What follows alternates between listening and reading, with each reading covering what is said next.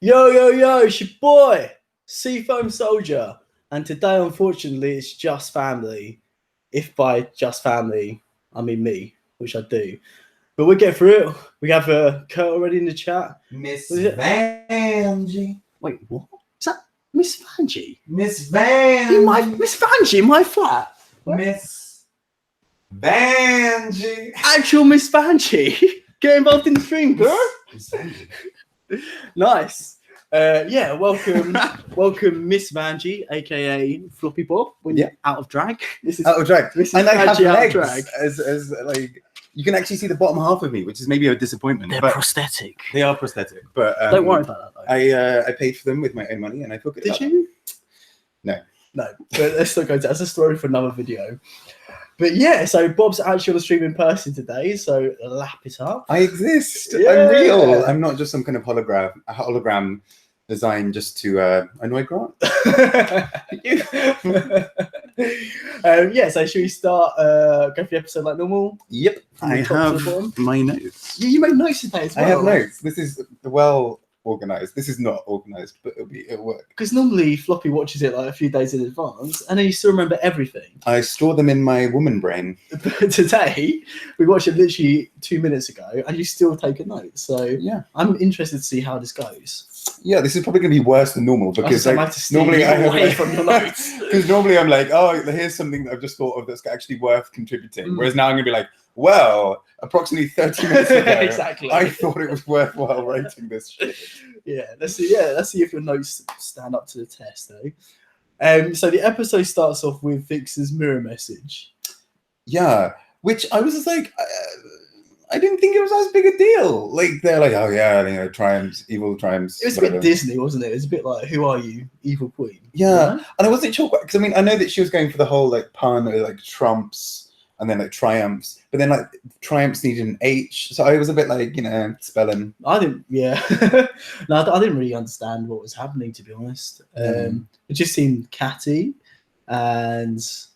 Like I don't know, it didn't really seem like her cat. I mean, she's quite catty, but it didn't seem like a character. Like I said, it's like she's doing like some weird fairy tale, like funny pun thing. I'm like, right. That's not really what I associate the Vixen with. No, and I think what I found kind of strange with that is it's kind of.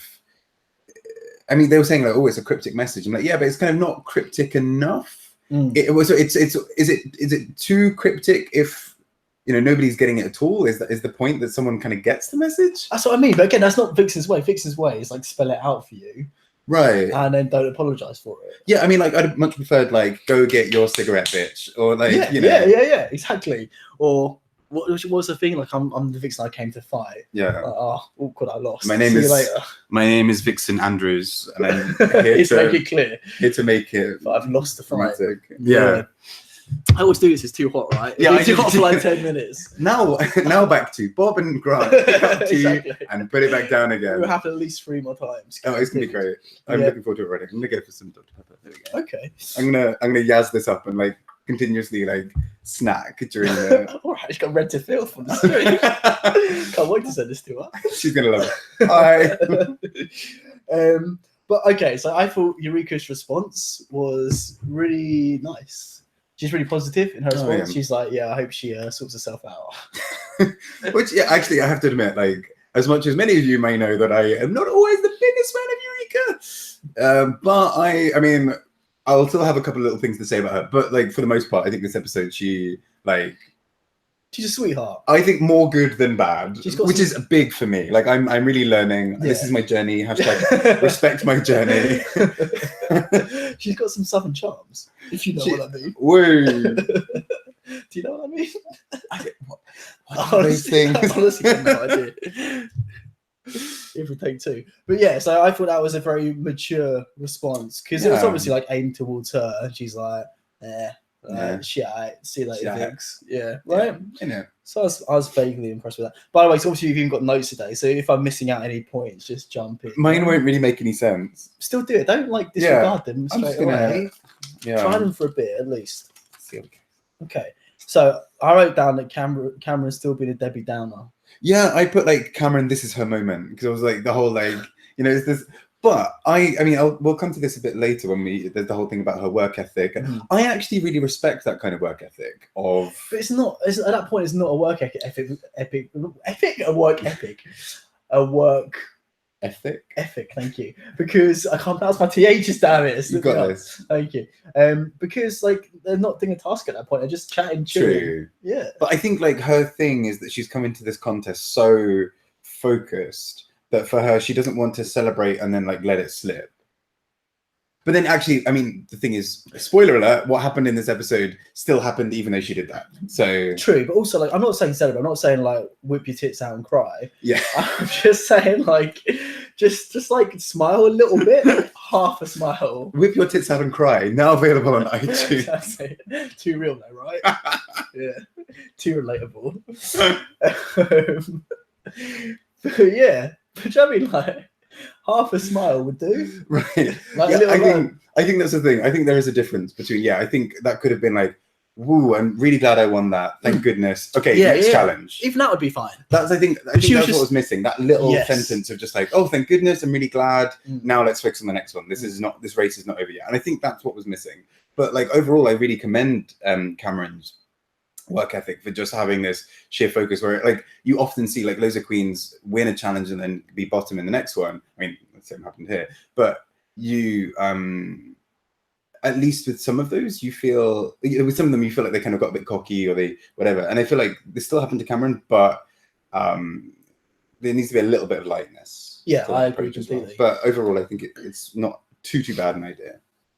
I know. I just feel like to actually win Drag Race, like everyone knows, like even if you're just doing it by the books and you have a strong work ethic, like you have to be likable and like show yourself and be silly and vulnerable. Vulnerability, I suppose that's what I'm looking for.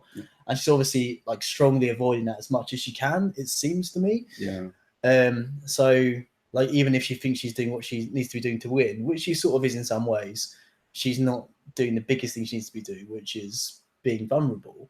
So but I know, and also it's interesting because she still talks about, I think in Tucked, about it being, or maybe it was I don't know, at some point about it being maybe she's had military background or something, but I'm not really getting that. She doesn't seem like regimented to me. She seems just more like in her shell, like more. I think it's like times like this at the beginning of the episode where it's not like about work, it's about like you're just chilling, kiki and whatever. And same in Untucked as well, like those times like it's not about like work or you should just open up a little bit, you know. And I think what she really needs is a bit of proportionizing. Yes, that would definitely sort around. A lot of proportionizing missing from that. As with every episode, we're definitely always missing proportionizing. If you have any proportionizing that you would like to send in, please. What would that be? I don't know. How would you send proportionizing? I don't know. Picture of you unproportioned to picture of you proportioned. Oh yeah, and then for that. I create a little wall behind me. You've got the wall of proportionizing. Exactly. You hate Eureka, you're pushing her catchphrases, aren't you? I mean, it's catchy, but it's kind of catchy, but also in the way that like herpes is catchy. You know, it's kind of you're comparing Eureka to herpes. Like, you know, did you watch RuPaul's Dark Race? I haven't seen recently. So because RuPaul's Dark Race name is urine o herpes, which is so good. Yeah. Anyway. Yeah, right, okay. We are professionals. Obviously. Okay, so again, Aquarius overconfidence is brought up. Okay, so what did you think? What do you think about this generally? Yeah, so they were talking about her being kind of disconnected, and I mean, again, it's not that it's not that surprising, I think, to see a queen, particularly in the top 6, kind of say, I want the rest of you to go home. Like for me, that has basically happened every season. And I mean, we also had Monique Hart earlier in the season who also said, for example, all the stuff with like, oh, I shouldn't have been bottom 2, like they misread it, like they didn't like my outfit, they didn't get what I was doing. And so it's not the first time we've had a queen do this in this season, or really in any season, but so I feel like there was a lot of heat on Aquaria for kind of nothing. I feel like Aquaria didn't approach it well, because I think, you know, Aquaria could have said like, all of you are fierce, but I want you to go home, because that's the truth. That's what she wants. What did she say? I think she kind of said it a bit more like, I shouldn't have been in the bottom, like what I did was not bottom. Yeah. She wasn't. Again, I think that's a fair point. I don't think she was in the bottom. I don't think she was. No, so I think fair point. Yeah. Who brought it up again? Was it Cracker? I feel like Cracker's been coming for a little bit. Yeah, she's been. I don't know. Again, I think she handled it all right. To be honest, I think only something sweet. You know, you kind of in my school, what people used to do was like they used to like bite off half of it, and then like so you've kind of got like half of one of those. Yeah. You might have done this as well. You might have known this. And so you've basically got like a little bit that's left like this. I'm not going for like a small penis joke. This is genuinely. And so like you'd get like a little circle like this. This definitely looks like a sex ed video right now. And what you do. What sex ed you having? What's the sex show? Well, there we go.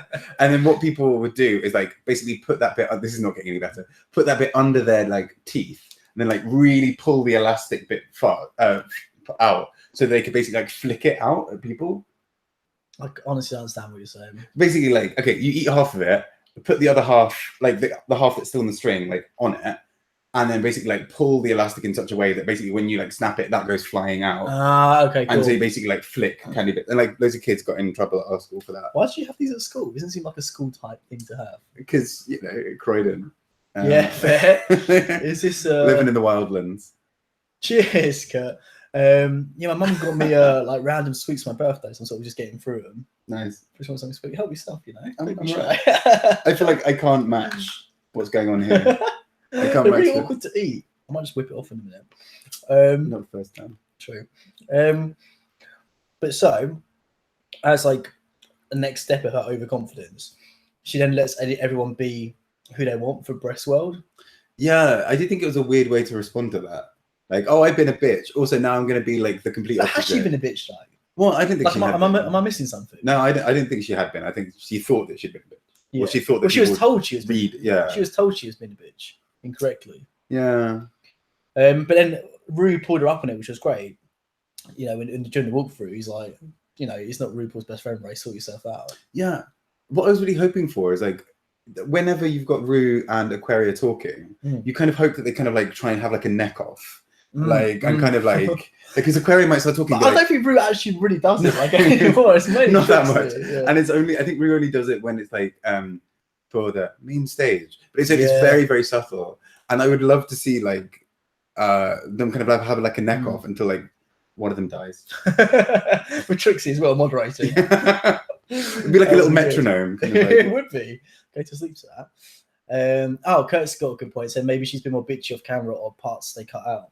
Yeah, potentially. But no, but again, like what I'm picking up on her, it's not just what's shown. Just like I think I'm quite a good judge of character. She doesn't seem bitchy at all to me.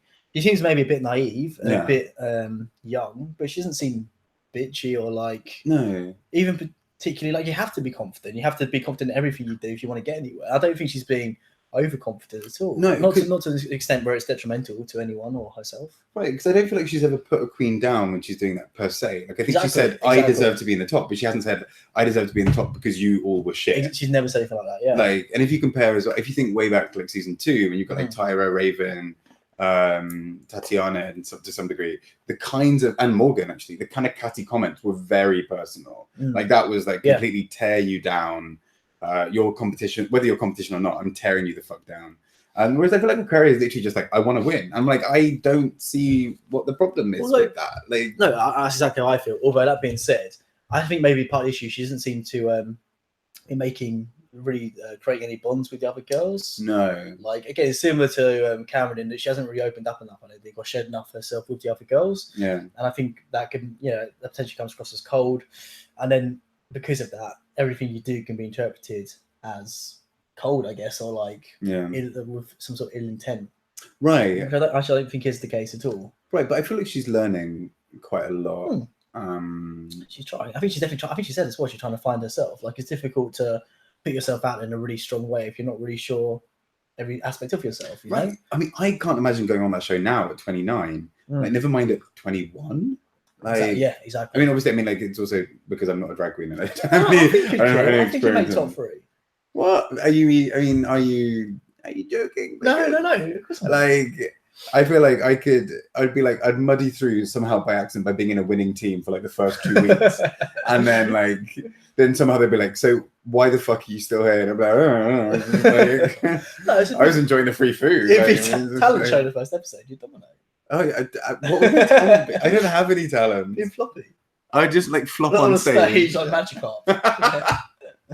Honestly, that'd be great. Here's my impression of being Magikarp. Exactly. I don't say anything, just walk out. And then like spray paint myself gold and like, now I'm a shiny Magikarp. Oh my god, that would kill. That'd be my dress reveal. Yeah. I'd go from like normal Magikarp. I'd love that. That'd be amazing. Please get on Drag Race just to do that. And then my third dress reveal would be me turning into Gyarados. How would you do that? I don't know, but I'd like fire lasers and shit. Okay, cool. And be like, alright, sorted. Nice. Yeah. See? Winning look. Yeah. Right. Poppy's Flash. Exactly. There we go. Did you? Oh no, that's completely off topic. Yes. Go on. I was going to say, did you ever play Magikarp Jump? Yes. Did you also like lose? Oh, in Pokemon Stadium.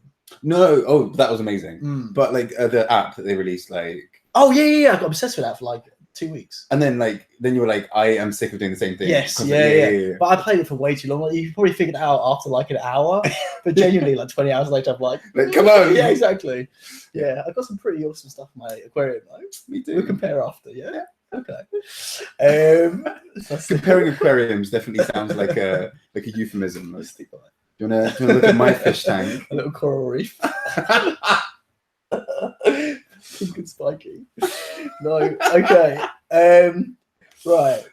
Everyone. Okay. So yeah, what was interesting as well in terms of choosing the roles is everyone's actually happy with their roles this time. Yeah. Like, no one was fighting for any role. Everyone. Yeah, that was like the first time ever in Drag Race history people were chill about the roles. Yeah. I mean, the only thing was meant to be that like Aquaria hadn't really picked one that was good for her. She was alright with it. Yeah, and then she killed it. Yeah, of course. Yeah, that's perfect for her.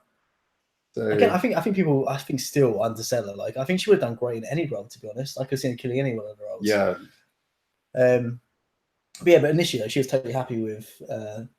Again, maybe she knows that. I think because she is confident, she's like, I'll do good whatever. And I totally respect that. I think people should aspire to be like that. Yeah. I don't know. It's kind of like, I mean, was it season 9, yeah, when Aja had the whole fit about the role she had, and like Shay just took it and killed it. Like, yeah. I think that's the thing. Like, and then she said afterwards, like, shit, like I shouldn't have.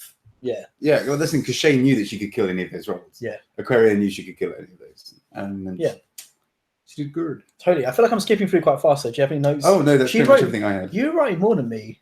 Yeah, I just the only other thing I put. Oh no, this comes just after Aquaria, which is just like So Stephen Colbert, like I just wrote still more screen time than Lisa Kudrow and Cameron up to this point combined. That's a very good point. I like him. He's cool, right? Yeah, he's alright. I was a bit surprised to see a bit of Stephen Colbert, even though actually it was in the Netflix thing. Like Stephen Colbert has a message. You're like, okay. I didn't notice that, but it's weird though because I think they used to. Whoever did the message or walkthrough or whatever, it'd always be a judge. Yeah. But like it's just these weird like early show cameos. I don't really get the point of them. Maybe they're all going to come together at the end. Well, like a big musical. I was thinking an orgy, but I mean musical works. I don't know if it's going to work for VH1. Is it even untucked? Yeah, I mean, you would want to untuck for an orgy. Who've we got an orgy so far? We've got Stephen Colbert. Who was it? The guy from that game show. Oh yeah. I think I know who you mean. Oh yeah, from the old guy. Alice Trebek. No. Yeah. And then we had Randy Rainbow this time. No, he doesn't count. He had more prominence, I guess. I'm talking like video message stuff. Oh yeah. So is it just them two? I mean, they can have fun together. Yeah, I'm here for it. Fine. Why not? Fine, pitch it. I'm getting more wine. Nice one. Nice. Okay, so during Rue's walkthrough, to Asia, she's like, remember who you are. Remember who you are. Yeah. I wrote that, like, it was kind of sweet, and I just wrote like totes emotion as a kind of ironic thing because it was just like so much like, oh my god, we always get the best of life. And I was like, I feel like every queen, but enough queens have said that I feel like maybe there must be something in it. What, who? Rue Vice? Yeah. I said that like every stream. I think she's great. Yeah, she kills it. She is, yeah. So I spell it right out. No, but it was funny though. She's like, yeah, I remember who you are. And he's just like, yeah, I'm Asia. Wouldn't you cry? No. yeah, exactly. I didn't really get a revelation. No, that's exactly why I put like the totes emotions like an ironic thing because I was like, she was just like, remember who you are, and she was like, Exactly. Do you know that moment, like when weirdly it reminds me of like it's like it's slightly odd remark that doesn't really make sense in the same way that like you know there's that interview with Beyonce where they're like, so you're Beyonce, and she just says thank you. Yeah. Like I kind of feel like it was almost that moment where it's just yeah. like this is. I think you're having a different interview in your mind. Like, Exactly. She's on this is your life or whatever. but I had a couple of notes from just before that. The aggression. Exactly. Fine, go on. I'm stopping you, is there? I'm Bob Hughes and I've got something to say. Exactly. I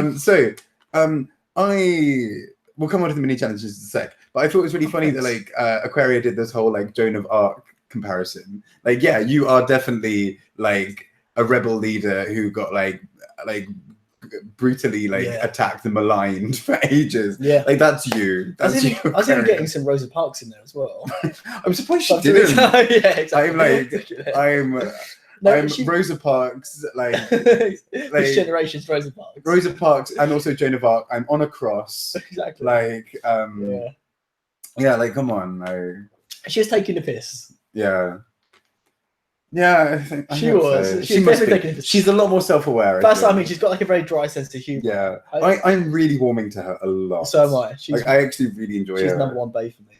And also, I was going to say my favorite thing was like I was talking to you about this, the wind chime effect. So yeah, like there was this amazing moment where like with Aquaria, I wrote it down. Hang on. So like Rue was just like, make it an Aquaria role, and then you just say like. There's like wind chime effect. I'm like, what is going on? Like, it's like I thought it was like someone around here, like in your neighborhood. Like it's just random shit. But like, so no, I kind of love it. It's like a magical moment. It was so magical. Eureka had the whole like this character is brassy and loud, so I chose to be her. Which is what like it's fair, but I also feel like Eureka's tried kind of saying a few times like, oh, you know, I'm not necessarily going to change who I am, but I want to show you a bit more of myself. And then she's like, I'm going to go for the typecast role. You're like, okay, cool. But also, like... It makes sense. Though. But did she play brassy and loud at any point? Right? It's weird. No, that's what I don't get, because this role was made for her. She was giving me the homophobic woman, but in the other role. Like, she could have played... She should have the same energy to Cameron's role. She would have done fine. Yeah, 100%. Right? She should have taken that. Thank you. I was That's why you guys tuned in. I already got onto Runway. Oh, what are your notes? This is Runway. This is just my notes from before. Did you have another page? No. I think because you were cooking and stuff. So we had the mini challenge. I don't have anything to say about that, though. Apart from just like we were. Yeah, true. Like, that is the worst advert for like your product, right? What brand was it? Don't remember. I mean, I'm not going to buy it. I think they just seem to fit very poorly for a lot of the dudes. The front was like pretty much okay, seemed fine. But like the back, it was just like this weird like diaper effect, or nappy effect. I'm getting American. Yeah. But it was just very like saggy, and I didn't quite get it. I don't think they looked good at all. I think they were actively unappealing, I'd say. And I didn't really get the fits were really different. Yeah. For a lot of them, so I didn't really get a consistent message. And the fit was rarely good. IMO. No. In the mini. Look on. In the underwear challenge, you sagged. No, what would you say? No, That's quite good. Thank you. Or like maybe in the underwear challenge, you lost your elastic band. No, that doesn't work. No. You had it right before.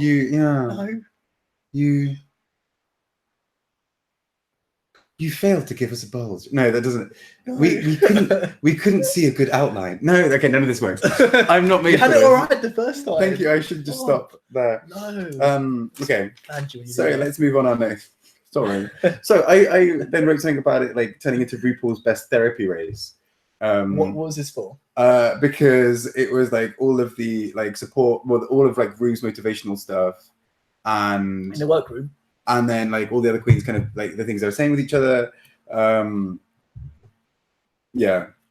That's what I mean. The other stuff we've got goes into the challenge, so I don't want to like jump ahead too much. Well, should you runway before challenge? Because I guess a challenge. No, I guess we should challenge for runway. Just because it's weird, because obviously like the practices were done before the runway, then the actual challenge. Let's do the challenge first. It makes most sense, right? Cool. I think the best way is probably to go. Actually, first of all, what do you think of a challenge overall? I thought it was a good idea for a challenge. I was a bit confused about bits of the script, but then even then, like the queens who didn't do well weren't terrible. Yeah, like I agree with that. And so I think it actually, I didn't find it necessarily that funny. I mean, I don't know how funny it was meant to be, but Hey, Cause, you're right. Hey. And also, so yeah, the comment from Kurt as well. Happy to see the pit crew no matter what. Good. Yeah, it's true. Although actually my next point was exactly about that, which is like their acting was like, what I loved is like, you won this thing. They're like, yeah, it was like wooden acting award. Yeah, I loved it. I mean, yeah. in fairness, they're not there as actors. Yeah, it's kind of funny. Like, you're in an acting scene. Wear this shit underwear. Exactly. Yeah, sort of losing situation. Have they like broken ties with Andrew Christian? I know, weird, right? Because that was like 5 seasons worth of underwear. Yeah. Or was it like related to Lee Dawson? Like, what? The Pointer Sisters. Yeah, in or out of the Pointer Sisters object. Official lawsuit. That'd be amazing. That's fair cut. Yeah, fair cut. Bryce is hot, not an actor. Also, thanks for holding the fort until Cos arrived as well. We appreciate that. But so, okay, so my thoughts on the actual challenge itself. So I'm a massive Westworld fan. Yaz and I are just starting to watch season 2 now. Actually, we did a video after we watched season 1 with our thoughts on it. Like, it's my favorite serious TV show by a mile. I love it. So I was really excited for this. Really excited for this challenge. But like, there weren't really any Westworld references or jokes whatsoever that I picked up on. I know the series pretty well. I've watched it twice. Although my memory is horrific. But like, it just seemed like as if I told someone what Westworld was, but badly. Like, I was a show about like a resort and there's some robots there who look like humans. I feel like that's as far as they took the joke. But because that's what I find interesting, because I've never watched Westworld. I know literally nothing about Westworld. If I wanted to know about Westworld, I've done it like 5 times. I've done that. Like, it's just like it always comes up when I'm talking. Yeah, and that's the thing I found really strange because I didn't know Westworld at all. Yeah. And still don't. Yeah, from that. That's what Cos is saying as well. Like, there literally weren't any jokes. Right. The challenge was boring, not the best this season, but not the worst. Well, the thing is, like, I was so excited for it, especially after the Share challenge. I know nothing about Share. Right. I know like loads about Westworld. Westworld is my jam, so I'm like, I was really excited for it. Right. And it was still a funny sketch, especially compared to some of the ones from recent seasons. But there's just no Westworld jokes. Like, even John Pauly's recap that we just watched, like, he just starts off by saying like, I've forgotten the saying now off the top of my head, like, these violent lights become like meat violins or something like that. Right. But like, you can just like play with like little catchphrases and like well-known stuff from the series and mix it up, or characters. Like, they weren't, because obviously it's set in like an island resort, so they couldn't have even. They maybe could have like taken like Dolores, for example, who's like the rancher's daughter, one of the main androids in Westworld, the one like you'd know her face if you saw her, sort of thing. Yeah. Like, could have done like her in the island resort, you know, like made a joke, being like maybe she's had a Western accent, like maybe she's far from home, but like living her best gay life, you know? Right. Like, that sort of thing. She's such a serious character. Like, it's a very serious show most of the time. So I could have like really played with it and done like some sort of just one inside joke would have been enough for me. I think that's what I was missing, because I felt like I got all the jokes and I was like, well, I wasn't expecting to. Yeah. Like, because I was expecting to miss something. But I mean, in some ways, I guess that's good, because it's not something as iconic to queer culture as, for example, someone like Cher or like whatever, where those jokes are perhaps slightly more embedded. If that makes sense, do you know what I mean? Like, I mean, it's a relatively new thing. Actually, then again, The Bachelor was like, you know. Then again, I guess The Bachelor is quite straightforward. Like, you understand it. Also, yeah. Also, there's like not really material to follow because there's no set characters. Right. Whereas there are set characters in Westworld you could have pulled from. Yeah, yeah. Like, even if you obviously remix them, but just even say if it's just one joke, like, you know, just like, oh, I remember how it was in the West. You know, like literally just like anything to tie the actual show would have been appreciated. I wonder if they're just getting money from Netflix at this point, just like promote random every other show, because they promoted something else in the show. Like, apart from the underwear, there was another brand. You're right, yeah. There's another like what do you call them? Brand thing. You know what I mean? I know what you mean. So I was reading the chat. No, I can't remember what it was, but yeah, you're right. There was something earlier as well. But no, I just thought it was really strange in that sense. But I mean, like, I'm glad because I was able to follow it. But I mean, yeah, you're right. There was no real direct connection. Like, for all I assumed from what they were talking about with fembots and whatever, that like Westworld was just like a more generic. It seemed kind like a campy 70s Jetsons style show, which it like isn't at all. Right. I assumed, because the thing, when I'd heard about Westworld, I assumed Westworld would just be this like gritty dystopian thing. And then when we were presented with Breastworld, I was like, okay, I don't it just looks like a bit like Love Island, but with Yeah, robots. exactly. Yeah, But like no one even played on being a robot apart from Aquaria. Yeah, and that's the thing, and I feel like And that then was and then reviving. That's the only other like tie-ins to even robots or androids or whatever at all. which I actually think was to everyone's detriment. I agree. Because I actually think like a lot of jokes would like because we saw some of Aquaria's jokes in the prep, the rehearsals, and those were really funny then, and then were funnier with the robot voice. But like I didn't quite get how like everyone else wasn't robots. Yeah, like maybe not to overdo it. I don't know, but well, that's sort of I guess one part of the show is no, it's not really like you know who's robots. Like you go to the park and you know who the robots are, so that's not even like part of the show. So again, I don't know where they got that from. Yeah, but yeah. Kurt, if you haven't seen Westworld, make it a top priority to watch it. Genuinely, you got some sort of life activity like a funeral, cancel it and binge Westworld instead. It's more important. Westworld is so good. If you don't watch it by next time I speak to you, we're over. Okay. Should we go through? Sorry, that's intense, but I stand by it. Should we go through the performances one by one? Sure. Okay, so she's out of Aquarius. It seems like the easiest. Yes, I thought Aquaria killed it. Yeah, absolutely killed it. Like every single line. That's the thing, because before Aquaria was like really complaining, right? Well, not complaining, but saying like, "Oh, I got a really small part. Like, I need to really make the most of it," and she did. Yeah. Like I didn't notice it was a small part. At least maybe they just edit it in a certain way, but like she seemed to have as many lines as everyone else. Yeah. I think again you're right, because I think because everything she did and said was gold, they gave her they used everything she gave them. But like one of the judges said it as well, like the fact that she kind of like the way she walked in, the way she moved, like she was full on robot, and it was genius because it was not exactly what you always expect from Aquaria as well. Like she can get goofy, she can get like down with it and like do it. Yeah, and that was great. Yeah, I loved it. Again, like confidence worked really well for her. She just like was giving direction. She's like, "Yeah, sure, I'll do that. No worries." And then did it. It's like killed it. It's like great, move on. I mean, like, can we come to my favorite line from the whole thing? Yeah, it was so good. We both like the whole like "Where are my people at" thing, like fucking both so of funny, us. Yeah, we like didn't hear the next 4 lines. Yeah, we were just like choking with laughter. It was so good. So fucking good. Like, it's the way she delivered it. Like it was just like, where are my people? Like she's like proper like wanted to know. Yeah, I loved it. And I mean, we were sort of debating whether that was an ad lib or not. Like, did she? Yeah, I'd love to know if it's an ad lib or not.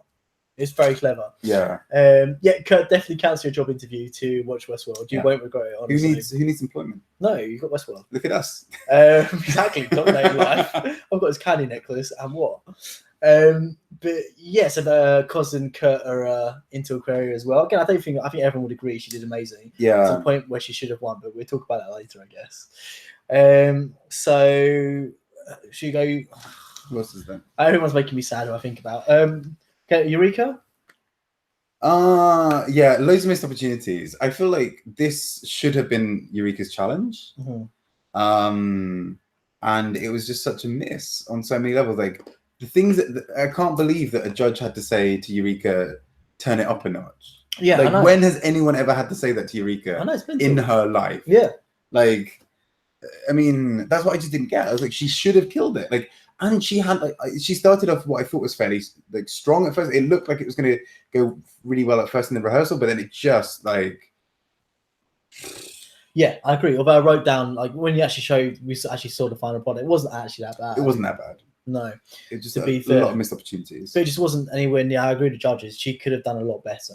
Like another Queen, fine. Like if Cameron done that performance, I would have been like fine. Right. For Cameron, that's pretty good. But Eureka, like it needs to be over the top. Like you're a bingo host. Like you're meant to be. Yeah, exactly. Like literally, people's eyes are on you. You're meant to be entertaining a crowd. And she was like, B12, and you're like, hey, yeah. So glad you're here. Maybe the Vixen's like comments got to her. Yeah. And she's like felt like she needs to tone it down or something, or generally she seemed emotional, like in Antarctica. Like she's obviously very emotional this episode. Yeah. So something's going down. Maybe she's exhausted. I don't know. Yeah, I totally agree as well about Cracker. Sorry, I can we talk about Cracker now? Yeah. I was really surprised again. Like Cracker seemed to like. I was like, oh, this is kind of. I was hoping it was going to be one of those things where they built up to being like, and then Cracker kills it. Yeah. And then Cracker kind of didn't. And it's like this has happened again and again. Like even in the workroom, Cracker looked exhausted. And like it never really went anywhere. And I think I think Crack is so kind of in her own head that like that's like she's so talented. She was flat. You're right, of course. That's the thing, you guys know my thoughts on Cracker. I've said it the last few streams and I haven't changed at all. Like, in fact, they're reinforced by what happened in this episode. But what I do like, so the only thing, I'm not going to, it's not worth repeating it for the 10th time. But what I will add to it is that I do appreciate how self-aware she is. Mhm. She's like, I'm just not funny in this competition. What am I doing here? It's not going to benefit my career. You know, I loved what she said, where she's like, you know, it's like showing up to a race and being told you got cute hair. That's not the exact quote, but you know, like that's really good. It's like, yeah, that's exactly how I feel about her. You know, and it's good she's so self-aware that she's sort of thinking the same thing. I mean, it's quite sad in a way, but I mean, and that recognizing that in herself restores faith in her for me. Does that make sense? No, absolutely. I think that's the thing, because if she like went through it and then kind of did a Monique Hart, I should have won. Actually, no, that's unfair on Monique, but if she went through and was like, oh, I should have won, I killed that, then you'd be like, come on, like, delusion, convince yourself. Like, yeah. But she knows it. But yeah, like, absolutely, as being said in the comments, like, she is underperforming. Like, and I think that's what's the most frustrating is, like, for example, this is not to drag her through the mud, but if Kardashian-Williams was at this point and did this, we'd be like, girl, bye. Right, but I don't know. I think she could have done. She would have just tried twerking through exactly, it. Twerking right. I'm still haunted by that. But that's the thing. Like someone like Cracker, you know she's funny. You know she's quick. Yeah. And then you're like, here's a challenge. It involves acting, comedy, and being quick on your feet, and it's not there. Like you're like, this is everything you're meant to do. So I think she's got a really limited amount of time left because there's not much she can do. She's well past the time. Well, like. Basically, Snatch Game was when it needed to happen. She's been a borrowed time for a while. That's what I meant to say. Yeah. Yeah. Sorry, I've got it in the end. No, what's interesting though is that Eureka, I feel like we're being the shade on calories. Sorry, calorie. Eureka, I feel like we're being harder on because she has given us great performances and she's been doing great in the competition generally. Whereas Cracker's been underperforming for episodes. I'm like, that's what I expected. Honestly, like, I didn't go into channel thinking, oh, I can't wait to see Cracker kill. I'm like, Cracker's going to be subpar. It's fine. Like I'm not even going to be thinking about her. Even when she took on the stuff with the most dialogue, I'm like, it's not going to be good. Like we're just more tired. We've got more screen time of you struggling and not doing great. But whereas Eureka, like I expected her to do well, but like that's quite pathetic if it's got to the point where like I'm like it's your sort of challenge, Cracker. I'm not like even like expecting like actually I'm not even like you know it would have been a genuine surprise if she'd won. You'd have been like, oh exactly, I would not have expected it. I would have been shocked. We're 9 weeks in now. We've had Snatch Game. She has been in the bottom 3 twice, maybe. She's like the highest she's ever had was like 2 highs. I think she was close to winning a couple of times but never quite got it. She did do great in Dill challenge. So she can again. She's shown that she can do it on the show. Yeah. Right. So like it was the first week and the Dill one. Where she almost won. Mm-hmm. But aside from that, everything else. That wasn't the first week. Was it an acting challenge though? No. So that's telling. And like everything else has been safe, or like kind of really middling. Because there have not been good safes. Like there've been like. Some people fucked up. Some people did amazingly. You were there, and you didn't like shit. You didn't shit yourself. Like, that we know of. Yeah. Although actually, that said, the podcast with Monet Exchange and Bob the Drag Queen, Sibling Rivalry. I've listened to a bit of this podcast. The sound quality is so bad. It is really bad. But at one point, Miss Cracker, Monet Exchange admits to like having full on pissed herself on stage. Really, I've heard that episode. I've listened to that. Which is really good. That's funny. So she full on pissed herself, and like genuinely there was a puddle. So that's fun. Yeah, nice. I listened to that episode. Cause if you, maybe I'll do a giveaway for Candy Necklace. Some sort of like a subscribe thing. I don't know. Yeah, you're right as well. There's been balls already because Kurt was saying that maybe Crack would do one in the ball challenge because it's sewing, but there's been numerous challenges like that already, and I don't know, like she's fine, she's pretty good, but like she's not a ball queen really, is she? She's a comedy queen. Like, to be honest, I don't really care if she's like she said herself this episode. I don't really care if she does well in like a sewing challenge or a ball challenge. She's never going to be Aquaria, no matter what happens. No. I want to see Q in a comedy. Like I come to you for comedy. I come to Aquaria for looks. Yeah. You know. And that's the thing. Like Aquaria has been killing in comedy more than Miss Cracker, which is crazy. I'm getting my full life from Aquaria. Yeah, and that's and in the Black Lives Matter movement as well. Triple threat. She's got it all. I can't with this one. But no, I think that's what's really interesting. Because I mean, regardless of how the final, regardless of how the win is chosen, even if it's a similar one to season 9, God forbid, then I don't think she would excel at that either. No, true. Like it would be really strange if she then won. Everyone would be like, I mean, we love you, but also, has she done a really funny lip sync so far? She's has she been in the bottom? She's not lip synced. I'm trying to think if she's like lip synced anything in an episode. Only for the first episode, the runway lip sync with all the other old queens. Yeah, she did pretty well on that. Yeah, but she wasn't particularly funny. Nah. She did a cartwheel, I think. That's her thing. She impressed herself with. I've seen a few. She loved that. She did. But I've seen a few like YouTube clips of her performing live, and that like flip, cartwheel, splits like happens every fucking time. That's quite cool. No, she can do that. That's the thing, but it's just like, okay, we get it, girl. I've not seen on the show yet, though. To be fair. So I think, I mean, she's actually, I think she's only got a couple of weeks left, if not next week, the week after. Yes, as I was saying, she's on borrowed time in my eyes. So as soon as she gets out, the better. Because look at the rest of the people who could be in the top 4. So you've got Asia O'Hara, who's won 2 challenges now. Eureka's won 2 and almost won a 3rd in a row. Mm-hmm. We had Aquaria, who's won 2. Mm-hmm. Monet Exchange hasn't won 1. Miss Cracker hasn't won 1. Cameron's won 1.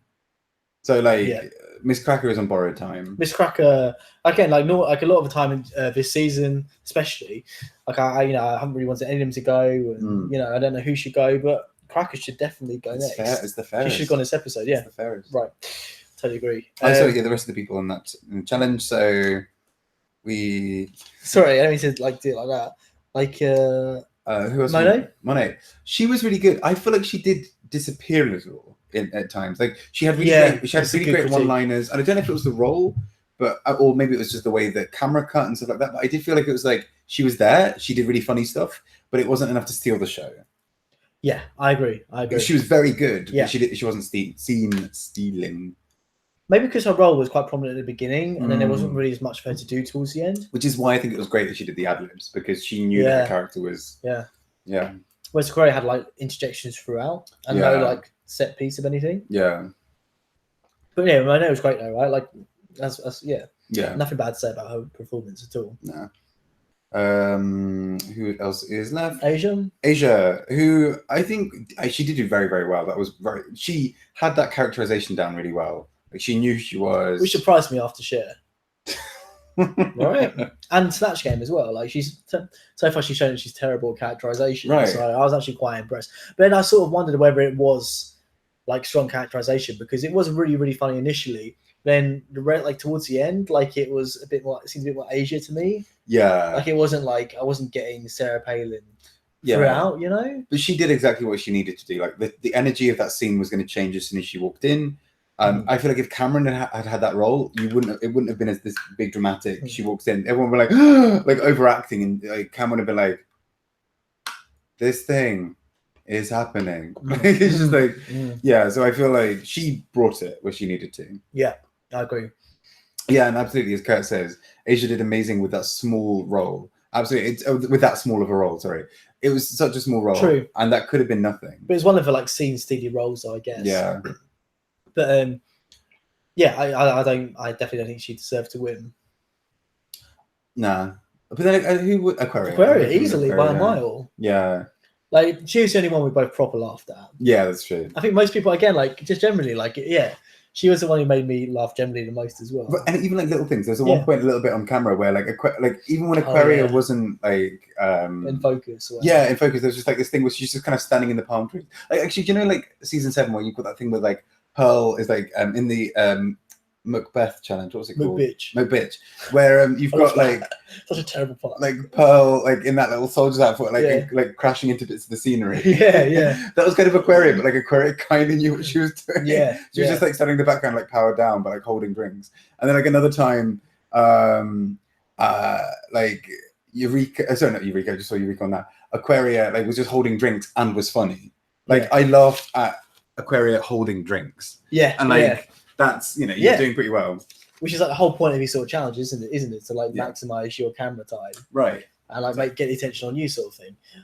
No, actually I agree with Kurt. I think Eureka as Sarah Palin would have been good because it's a high energy role. Like if Eureka actually serves us what she's supposed to serve us. Yeah. I think that could have worked pretty well. She could have. It would have also been a bit weirdly controversial because I feel like she's a little bit more like that kind of character. You don't think? Wait, what do you mean? Not quite Sarah Palin, obviously, but like she's. Oh, because of South. Yeah, well, not, like more that I don't know.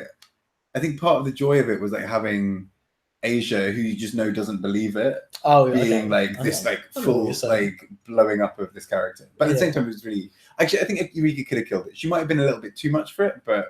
Because I think Asia was really good at just that little bit of restraint. But Sarah Palin is a lot, though, isn't she? From what I've seen of her. Yeah, that's true. And I guess, yeah. Who else we got? Cameron. Okay. So again, I think similar to Eureka, actually, in that she didn't obviously do very well, but like the final thing on the camera wasn't that bad at all. It wasn't good, but it wasn't bad. Yeah. I think it made the bottom two made sense. Yeah. But it wasn't a shit show. No, and it could have been. Yeah, but it wasn't a total shit show. Which is no, good. It was very one note. Yeah, but at least that's good. Like you've got a top 6, and it wasn't a complete shit show. So yeah. We should be happy in that sense. Because like, who would be the top 6 in other words? Like, because wasn't Jocelyn Fox top 6?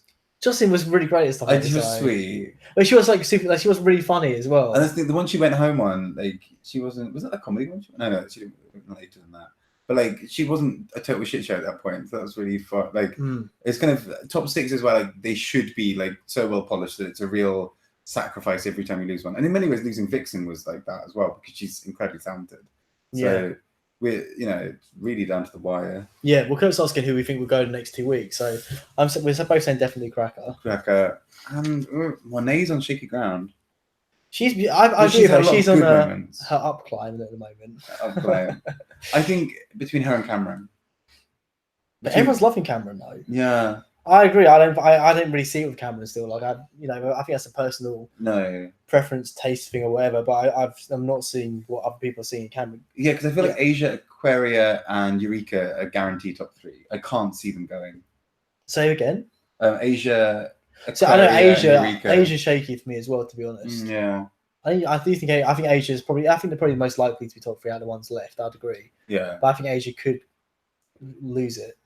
Yeah, because I think if she were in the bottom 2, that's her second week suddenly. Then Eureka's now been in the bottom twice. Monet's been in the bottom twice. Asia hasn't been in the bottom at all. You're like Ben to the creme. It's not mathematics, though, is it? I know, true. Yeah, no spoilers, of course. Is that everyone? Yeah. It is, isn't it? I think so. Cool. So we've gone to runway. Yes. So we have this. Oh, sorry. Yeah, and I just wrote. Also, it's related to the runway, but I just wrote. Gotta love a bit of prolapse. They went on a lot about. Prolapse. A lot of prolapsing. Yeah. Also, sorry, just a quick thing. We had the Aquaria talking about respecting elders in the community. And like feeling like an old soul, and I get that. Like Aquaria is like the young person, but a very old soul kind of thing. Like she's, I get that from her. Yeah. And then Asia's talking about dating and drag. There wasn't really anything that. I don't think it really went to that much of a discussion. Yeah. We talked about we talked about Monet Cos. Anything you wanted to add about the performance? We talked about Monet. It was only very brief though. Yeah, we just said she's good, but yeah. I don't even know if there's much more to say really. Because we didn't really have much of a discussion around it. There's nothing dramatic about that. Like, no, exactly. As in like nothing like, oh, we thought we should do really badly. Nothing to like debrief on. No. Yeah. So start with Rue's look. Yeah, I thought I actually didn't write. I actually thought of you because I was like I should write something down about Rue's look, and then completely didn't. Do you remember it? Yeah, it was the Goldie thing. Yeah. I thought it kind of like bunched kind of Goldie weirdly at the hips, but like, is it? Like, how about this cool like belt thing? I quite liked. I did kind of like that. Yeah. That's the only thing I liked. Like it was very classic Rue. It's giving me a 2017 Rue. You know. I like. And I like that when Rue has a very golden look, you also get that really golden like look in the hair and the makeup. Mhm. It's kind of like really, it's gorgeous. But you know, like during season 9, where because all the shit hit the fan with like Matthew Anderson and Lucian Piani or whatever, like that's actually Lucian Piani's not related to this. No, But like I think she's like tried desperately to just like stay classic, a classic sort of looks all season really for season 9. It's given me that sort of vibe. Like she's been pushing the box out so much this season. yeah, She's been really serving it to us on the runway. All those lurks. Yeah, lurks for days. But this one was just like, that's the thing. It's just a bit boring for me. Like it's fine, like nothing. It wasn't bad, but it's just a bit like RuPaul look. Yeah, it was like a solid look, but like nothing too out of the ordinary. Yeah, exactly. Oh, Kurt's saying will look better as a pantsuit. I can see that. That would look good. I can see that. Yeah. I'm saying you need like some sort of twist, like take it to the next level for me. Yeah.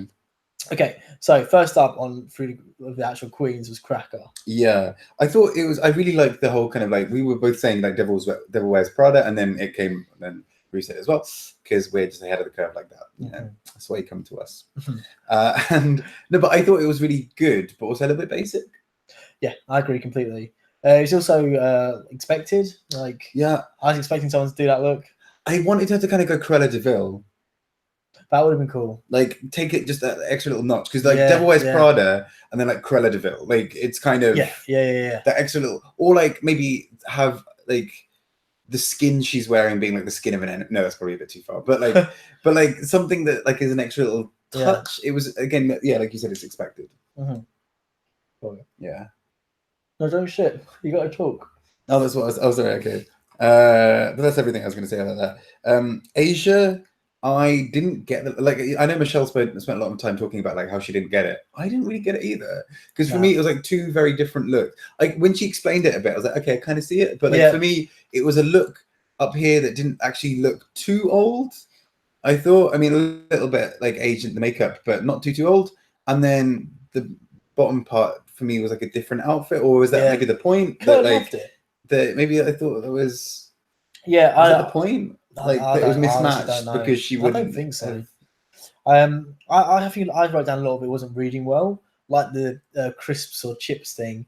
Like it was just like no one's gonna get that unless you explain it to them. Like, it makes no sense. Because like Kennedy was really good at doing old women in her season. Yeah, she was. Because like it was a complete character. Like you knew who she was. You got it straight away. No, you didn't. Fair enough. In Venice, there might have just been a lot that I was just like dazed by the smell of chili and like did not. But like, how would you like someone eating crisps? Like, how are you going to read that as like old? It doesn't read as old to me. No, that's what I didn't get. I don't think of it. Think of an old woman. I don't think of sitting there eating crisps. But I think Asia as well has quite a young face, as well, like and like really like bright eyes. So when she's doing that, it's kind of like it's a bit of a discord. Kennedy is an old woman. Yeah, I mean that's true. Yeah. Interesting film Costa. Like I got it too, but didn't like it whatsoever. Yeah. I feel like that's kind of what I felt. That like if I had got it, I still don't think I'd have liked it. Yeah. But I mean, like she still looks good. Like her hair was really beautiful, actually. I think. It wasn't enough of it though for me. Yeah. More hair. Yeah, exactly. I don't know. Like it's just a miss all round for me. I was on the bus the other day. That's not the important bit of information, but there was a woman getting a Roxy Andrews style flashback.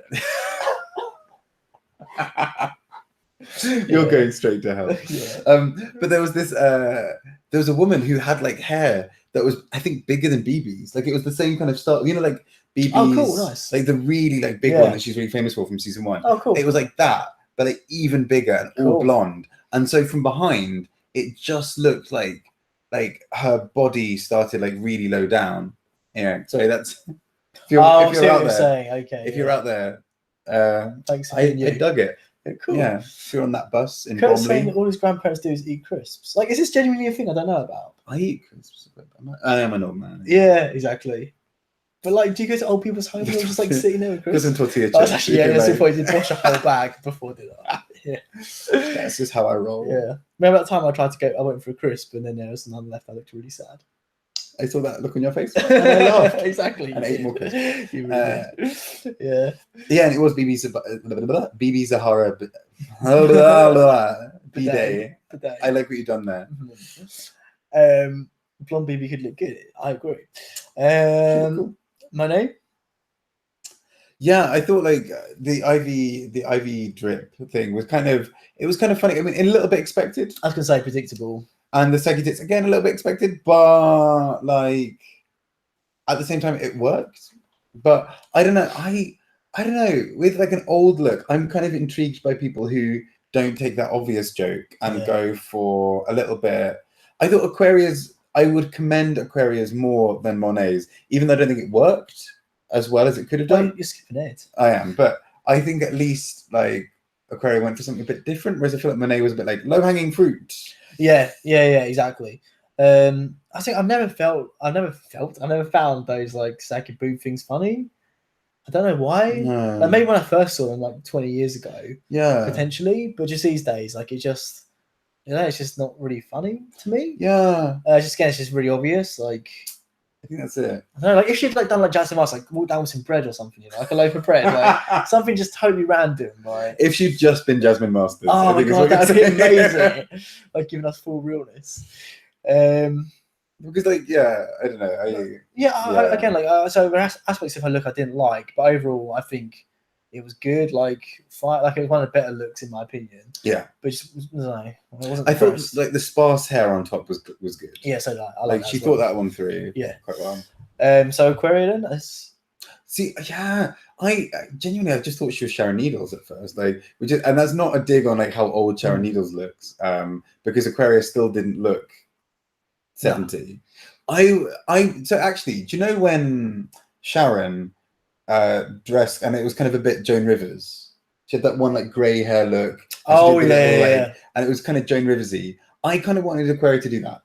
With the rest of the clothes that she did. I wasn't getting Sharon Needles though. I was getting Donatella Versace. Oh yeah, I was getting Versace. I get that. Yeah, that's what I mean. Like I think it did, because I mean, like we said, she'd be 70. When in 50 years time, I to me it looked like a 70-year-old who has plastic surgery. Yeah, someone like Donatella. Like I think what really sold it for me is the way she characterized it. Yeah, like if I just saw a picture of her, maybe I'd be like, okay, I'm not really getting older woman 100% from that. But actually, like I did, like I actually wrote down when I saw her, like she's actually believable to me as an older woman. Yeah. But I think it really was. Yeah, I think it really was the way she characterized it. The only thing I had with that was she had a bit of a teenage walk. I know that sounds like a really weird thing. I don't remember. It was a little like slouchy, but not in the more in a teenage way than like an old person walk. I see what you're saying. Like she still had quite a lot of bounce in her legs, whereas I kind of wanted her to like be a little bit slow. Or like kind of just like have that slight, I mean, which is a tough thing to do. I probably couldn't do it, but like I just thought. But she wasn't like playing like cat. She's playing like a woman who's obviously old, but like still killing it. Still, that's true. Yeah, like a Donatella who's still going to red carpets. Or yeah, and it's just I can almost what's her name? The really famous British designer, kind of punky, Vivienne Westwood. Oh yeah. Exactly. I kind of want in some ways it's kind of like that, right? Where she's still like she's an older woman, but like. You wouldn't think it by the way she like darts around and does all that things. Yeah, that's what I was getting. Like I got the character straight away. Seems like the chat's agreeing as well. And also again, like Smarty's made a good point. Like I'm glad that all the queens didn't envision being old as being sad and ugly. Yeah. Most of them didn't actually.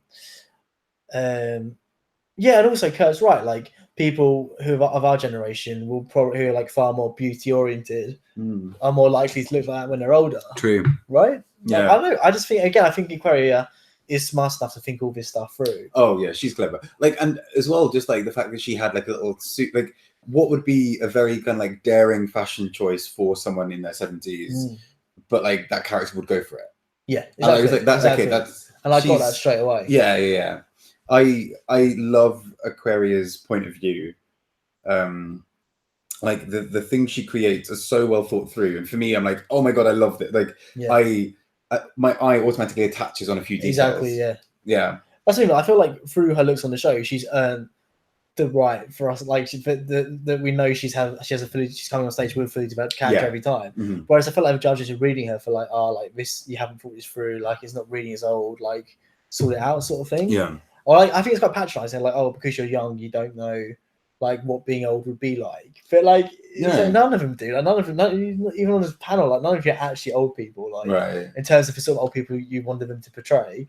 Like, I don't know. Like, it was just, I was patronising. And again, I feel like we know Aquaria well enough now, and so do they, to know that she would have thought the character through a lot and like had For me, I saw the character straight away. It seems like the Same. chat did as well. Yeah. So it's just a bit frustrating for me that not like the judges didn't see it. Even the other queens in Untucked or wherever didn't say like we're not getting old woman. But I can remember, maybe I didn't, I forgot. But it was just the judges that said that. Yeah, that's a good point actually. Because it wasn't their vision of what an old woman should look like. No, and yeah.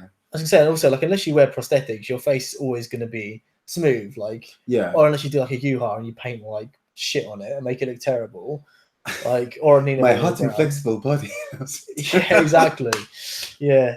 There's or a Nina Bonina Brown for a comedy challenge where it just looks a bit cheap. Yeah, like, yeah. It works for comedy, but like it wouldn't work. I mean, you can't paint on like you can wear a prosthetic, like Cameron did. We'll talk about it in a second, but. You know what I mean? Like you can't. She's 21. She's going to make it difficult to make her face look old just with makeup. And there's one thing that I think she did really well, which is either with makeup or pulled some it all kind of down. Yeah, she kind of made like, some of the features a bit starker. Exactly. Yeah, and that was really clever. And the face was like pulled down, like it started lower. It was weird. I think it was great. She's visually so clever. Yes, I can't.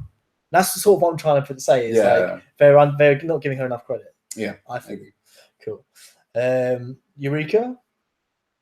Right, so I don't think Eureka's idea of it, I mean, it was a bit very basic, but I think she kind of could have got away with it a bit more if she hadn't basically initially said, like, I love wearing it because it's twirly. Like, basically, that would have sufficed as a honey boo boo answer. Yeah. And there she is being like, yeah, I'm on the main stage and I'm going to tell you that I wore this because I didn't have any other place to use it. Mm. That is terrible from top 6. Mm. Like, that is awful. So yeah, I agree, but I think she panicked again. She didn't seem like on her. She seemed really weird this episode. Really out this, which is really strange. Although, see, I liked her look, but only because I was getting full Hogwarts teacher from it. Oh, right. I was feeling my Hogwarts fantasy. Eureka McGonagall. Hell yeah! No, like Umbridge. Oh yeah. Eureka Umbridge, baby. I know. I was into it. Like again, I don't think it was like objectively good, but from like a personal film, like yeah, I'm here for it. Like I'm liking the flow. I'm liking the teacher vibe. It was so basic because you're gonna get the feeling that all she really did was like put on that like weird velour tracksuit thing, whatever was underneath it. It didn't really match her very well. No, I agree with that. And then put on a cape and was like da-da! Like yeah, everyone else took like about spent ages getting ready, and she was like, I am done. Yeah. Like, especially with how extra she was last week as well. Yeah. Good point. Everyone in chat's disagreeing. They're saying they all agree with you, saying they hate the outfit and she should leave because of it. Yeah. Getting Jasmine Masters from that coat. The cocoon. Yeah, I miss that cocoon. Yeah. Jasmine's a beautiful butterfly, though, to be fair. That cocoon makes my life. Just the little like shimmy with the hula hoop when she's trying to explain it to Rue is my favorite. Yeah, so good. Yeah. Cameron. See, I thought an okay idea, a bit obvious. What is that? That's what I was wondering. Oh, it's my tea bag. Put it away outside. It was kind of like quite an obvious idea, but played well. I think it's my favorite look on the runway for sure. Really? Yeah, I was really impressed. She looks like a lot of old women I know. Okay, sexy. And actually, I mean, we'll come to this in a bit as well. But like, my favorite thing, like, there's that bit during Untucked where like literally she's still in all of that, and she's like just doing the splits basically to like stretch out her leg before the lip sync, and it's just this wonderful like she gives you that kind of like 70-year-old like yoga teacher like kind of still got it kind of thing. I love it. So I think overall I really, really enjoyed it. I thought it could have parts of the idea were a bit basic, but actually played so well that I kind of didn't care. I agree. And a prosthetic, she's anyone to wear a prosthetic, and it's done very, very well. Yeah, like it's pretty seamless. Like I've watched shows. I'm like, I think I'm an expert on drag. So I've watched Drag Race. I think I'm an expert on prosthetics. So I've watched like Face Off and stuff like that. But yeah, like you couldn't like it was blended in well. You couldn't really see any seams. Like it matched her skin color really well. Like, even like boob plates, which like it should be easier to do than a prosthetic mask. Normally look horrific and don't match. But like she's able to do. I don't know. Like I was just really impressed. Yeah, she did. She did that well. And the characterization was really good as well. Like pill thing was a funny little gimmick. Again, it was far less expected than like the droopy boobs or the IV. Or, do you know what I mean? Like it was a less obvious reference, but it was still really funny. And, like I think she did really well. I was very impressed with that. Kurt. Yeah, like she should have made the tattoos look a bit older. I was wondering that because at one point you saw her like doing something like with the tattoos, and I was a bit like, oh, what you gonna do? And then Yeah. But I mean, it's difficult to kind of tone that color down, I guess. True, but also like she would have. I didn't agree with Michelle saying like wear a glove because she will have tattoos when she's that old. They'll still be there. That's true. You're right. You're right. I think you Oh should no, made it look that's for the faded. character there, wasn't it? Because it was like this like young ingenue character who's Oh, a bit like, for the actual challenge. yeah. Cause, I thought it was runway. So yeah, because you were saying because the character is like so like has her hands up like this all the time, and Oh, is also like okay. not cool with gays, but like I mean, not the tattoos and liberal viewpoints go hand in hand. We sort of do with our generation. Yeah, there is some kind of commonality, if nothing else. Yeah. No, okay, that's a fair point then. Cool. So then we've already talked about how we were surprised that Asia won over Aquarius. Yeah, but like it's still deserved from Asia. Like, I mean, it would have been Asia or Aquarius.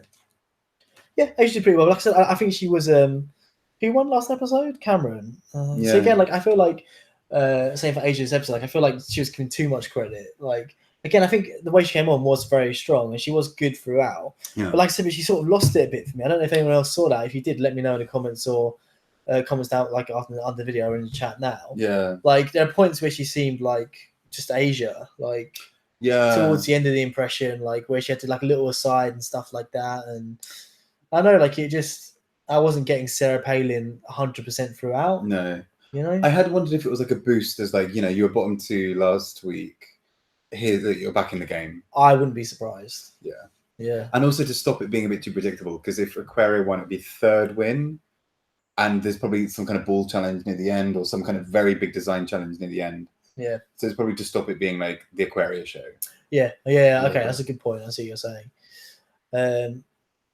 Curtis saying Aquaria was robbed. I agree. But even if Asia, exactly. Like even if I hated Aquarius runway, whereas I much preferred Aquarius runway to Asia's. Yeah. But that's what I know. So I think they're really harsh on Aquarius runway. That's probably what lost her the challenge. Maybe. It's kind of a shame. So.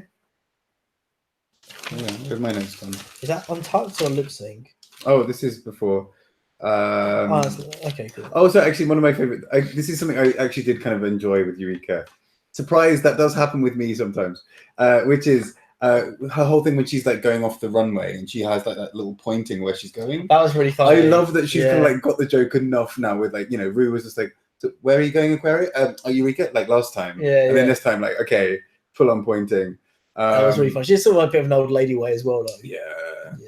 Yeah. Also, there's a little reference to Wiener Wiener chicken dinner, which I thought was really funny. I don't think that is to. I don't think that is. Because it can't be because that wouldn't have aired before. But the judges would have known because it was in the script, so they would have known. I don't think that's because it is just a common saying. Like it's not just from Drag Race. Yeah, no, that's true. Yeah, I think it's just because of that. Yeah, I was just wondering why it came up again so soon, but yeah, and then that took us to the lip sync. Mm-hmm. What are you saying about lip sync? I really enjoyed it.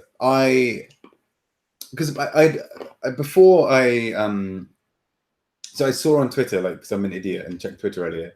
I saw someone posting. I've forgotten who it was now. Another queen saying like that lip sync. They didn't say any of the queens, but that lip sync is how you do it. Like they should like the 2 queens this week. Like that was iconic or something like that. Okay. And I was like, okay, so this is probably going to be good, for like all the wrong reasons or all the right reasons. But like like Cameron started off really strong.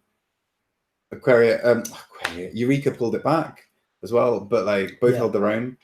But yeah, like good job, like both of them. That was a deserved double Shantae. Like from even the first 30 seconds, you're like, okay, they're both gonna stay. Yeah. Unless like someone takes off their wig and then like does a shit on the stage and then like rubs, like basically does like a dog like wiping their ass, like even that could have been kind of more entertaining than like some of the lip syncs we've had before. Yeah, you did call it. You're like it's going to be a double Shantae. Yeah, I felt like it had to be. I would have been really surprised to lose Eureka this early. Yeah. Because she's won 2 challenges, almost 3. She's been incredibly praised by the judges for quite a while, and it would really make it just the Aquaria show. So sorry, who did Eureka lip sync again? My brain's just gone blank. Cameron. It was against Cameron. Yeah, of course it was. Yeah. It's difficult as well because she's in prosthetics, so actually you can't really remember who it is. Yeah, I thought initially Cameron was gonna win, but you're right, Eureka definitely brought it back. And at that point, I'm like, yeah, I don't know who you're gonna send home. But like, how do you feel? Sorry, backtracking a little bit about those two being the bottom two and not Cracker. I feel like it was kind of deserved because Cracker was at least like her performance wasn't amazing, but it was okay, a bit better than the other two. You think so? I thought so, but then also at the same time, I do wonder if she's being thrown a bone. Like, you're like, step it fucking up because we know you can do it. Yeah. That's what I mean. Like, she had the biggest. Normally, you know, like when some challenges, if you're the team leader, like more emphasis is put on you to do well. Like, Cracker had the most lines, and she sort of held the whole thing together. Like, she was a centerpiece of the whole scene, and so because of that, I feel like she should have been judged more harshly than the other two. So I feel like, to be fair, like Eureka, Cracker, and Cameron were all on the same sort of plane, and that all their performances were fine. Like, none of them were particularly good. So I think because of Cracker's prominence in the scene and the fact that she has far more experience as well, it's her forte, she should have been judged more harshly, and she should have been at the bottom. Yeah, in my opinion. I feel like a large part of this lip sync. Plus, her look was shit as well. Yeah, I feel like they were going to try and have Eureka in the bottom anyway. I feel like that was kind of just like, I feel like that seemed right, and I think they had to have at least one person who needed to wake the fuck up. Yeah, in that lip sync, I feel like that lip sync, if either Cameron or Cracker were chosen, it was basically as a wake the fuck up. Yeah. Kind of lip sync. So I don't think it would have worked to have them both. Maybe. No, I think it would have. They both could have killed it. But then I suppose Eureka needed to be woken up as well because she has been like whatever's going on. Yeah. So yeah, I don't know. That's what I just chucked out there. So Untucked. Should we move on? Oh, let's see what some people have some things in the comments about that. Oh, it's mostly just about Shut Up and Drive. Yes, I'm saying I've been reading. Oh, okay. Yeah, but I thought it was right. Double Shantae makes sense. That also means that we probably, depending on whether we have a top 3 or top 4 scenario, we've not got many episodes left. Because next week we'll take it to the top 5. The week after we'll take it to top 4. Then we either have a top 4 music video challenge or and then we've got a final. Yeah, so pretty much about 4 left. Really. Yeah, I was also glad there's another Shantae because I'm really enjoying this season. Like I said before the season started, like I'm dragged out, don't even want Drag Race. I wanted a break, but like now I'm like, I'm loving it. Into it. Yeah. So yeah, I'm happy. So Untucked then. Yeah, I have my separate notes on this. Okay, so one of the things I wrote, I might jump around a little bit, is Eureka thinks the judges are harsh on her because of season 9. I know that was annoying. So like that's not the case. Like you just didn't do well. Yeah. I don't know. Like it just annoyed me a bit. Like your outfit wasn't good. Like I mean, again, like, I liked it personally, but I can see that it wasn't great. Do you know what I mean? Like if she had like worn like an amazing outfit that was miles ahead, fine. Yeah. She's like they judged me really harshly because I've been on the show before. Yeah, it's like calm down, Alexis Michelle. Like, yeah, exactly. Yeah. I think for the first couple of episodes, fine. That critique, like that criticism is fine. But like when you're this far in, like no one's using that as a thing. And she was in season 9 for like 3 or 4 episodes. Yeah, exactly. That's what. Yeah, like, exactly. Yeah. That's what I mean. Like it just didn't make any sense really. But you know, the thing is, I don't really like very few times Eureka's rubbed me the wrong way. So, but like this is one of the times I'm like, oh, like shut up. This is a bit annoying. But obviously, like I said, I think the justification would be that she's obviously feeling some kind of way this whole episode. Like she's very emotional. Yeah. She's very like in her feelings or whatever. Not that that's really an excuse or anything, but like I can see, you know, I see it's coming from some kind of place. Yeah, because she did seem a little bit off this whole week. Quite off, like more than a little bit. Yeah, I'd say. But although it did make me laugh. Like I joked about this with you at the time. Like her whole kind of like, I have very little time, but also, would you like to hear a whole speech? Like, It was like, okay, Eureka, like I get this is emotional, and I get that you won't see these guys again for a few months, but also you're not about to die. Then you said that, and I was like, do you know what show you're watching? Like, everything in the show is true. Extremely dramatic and over the top. I mean, that's like, it was just it's fun though. Yeah, and you're totally right. People are talking about people coming back. Actually. I know you're right because it's been double Shantae. No one's going to come back now. Yeah, I didn't even think of that. I didn't think about that. I would take Fanji over literally anyone. Blair is. I would agree though. If anyone else, it would be Blair. What, Miss Fanji? Oh no, apart from Miss. Oh, okay, fair. Yeah, anyone else apart from Miss Blair? Yeah. Yeah. Or actually, or Mayhem because she did go pretty soon. But yeah, so like I think it was Cracker who said this, or was it maybe Cameron about this like someone said about something like resting Mrs. Doubtfire face, Yeah, that's which I right. thought was a genius line. Yeah. I think it was Cracker. I think it's Cracker. It sounds like her. Yeah. Also, I really enjoyed, not enjoyed because it made me a bit sad as well, but like the Cracker came in and went straight to the music. I was like, I really admire that. Like, no fucking around. Like, I might be lip syncing. I want to stay. Here is what I'm doing. Shade and Monique. Yeah. Yeah. Yeah. Get prepared. Be on that. Yeah. Don't fuck around. Yeah. And like, that's actually why I thought like I get like kind of what we were saying earlier with the whole Cameron thing. Like, I also really admired that Cameron was like, look, I'm probably lip syncing. And they're like, oh no, girl, like, can't you just at least be like, I'm fabulous? Like, saying like my dress was fabulous means jack shit when you're about to lip sync. Like, fucking learn the song. Yeah. And again, I actually just wrote in capital letters because like Eureka. I actually just wrote Eureka, stop crying and learn the fucking song, because like it really annoyed me. She's like always like, I'm so professional, and then she'll be like, it's been really real, y'all, but I've got to go and learn my song. And then literally like 10 seconds later, she's like, so like, oh my god. Yeah, I agree. But she was really sweet in a lot of other ways. Obviously, she knew the song as well, so I think she didn't really need to do anything. I think she just listened to it through it once through, sort of thing. But like the bigger drama this episode was Cameron. Yeah. Right. Yeah, and I agree. How do you feel about it? Well, I feel like because the other queen, if all 5 other queens are all noticing that she's quite withdrawn in some ways, you right there? Mm-hmm. Okay, just getting comfy. Thanks. Like if all the other queens are noticing that she's like that, then there's probably something to be said. Mm-hmm. And I think what really struck me was that like there was a bit of a disconnect, because for me there were 2 different discussions happening. One about her work ethic, which is something I completely supported. I actually really love the way that Cameron approaches work, which is just like absolutely zero shit. Like, I am in the bottom 2, most likely. I'm going to learn this fucking song. I'm going to focus. I'm going to get in my own headspace. I'm going to go and do it. Yeah. Because right now, nothing else shit matters. And the second thing, which is her constantly undervaluing herself. And that is a different discussion. And that's what I think was getting complicated. They are related. But also, like, I don't think anyone said it directly, but also like the energy you're bringing into the room as well. Yeah. Like, it's not fun if someone's sitting there being miserable, especially when they don't really have a right to be. You know, like this episode she sort of did because she was potentially she was on the bottom. Yeah. But I mean, previously, well, like she's done really well a lot of challenges. And she's still been there, you know, being pretty miserable. Yeah. I know, like I'm not here for it myself. Yeah. Yeah, I did think, and like the kind of storming out, like I get that she's in an emotional state and isn't about to be like, hey, I'm just about to go outside and like have an emotional breakdown. So like, if you don't mind. She didn't have an emotional breakdown. It just came across as stroppy to me, like a bit bratty. I mean, I kind of I felt pretty bad for her at the moment, because like, just like she's obviously going through quite a lot. That's a lot to process. Like if you're someone who doesn't really process emotion and that's happening, that's a lot to deal with at once. What's happening? Her whole like thing with like she doesn't really express emotion, like but her father and. But that wasn't like I think that was only brought up by Eureka. I don't think she was like sitting there thinking of her dad.